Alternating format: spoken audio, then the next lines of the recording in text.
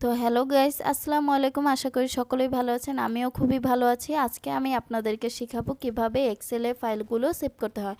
তো ফার্স্টেই আমি এক্সেল ওপেন করব। এক্সেল ওপেন করার সাথে সাথে আমাদের মনে করেন আমি এই ফাইলটা কি করব, সেভ করতে চাচ্ছি। এই ফাইলটা আমার সেভ করা নেই, এখন আমি এই ফাইলটা সেভ করতে চাচ্ছি। তো আমি এই কোনায় অপশনেই দেখবেন ফাইল নামে একটা অপশন আছে, সেখানে যা ওপেন করার সাথে সাথে এখানে অনেক কিছু আছে, সেগুলো পরে দেখতেছি। আগে সেভ আসে ক্লিক করব। সেভ আসে ক্লিক করার সাথে সাথে এরকম একটা অপশন আসবে, তখন আমার এইখানে কি করতে হবে, যেই নামে আমি সেভ করতে চাচ্ছি সেই নামটা লিখে ফেলবো।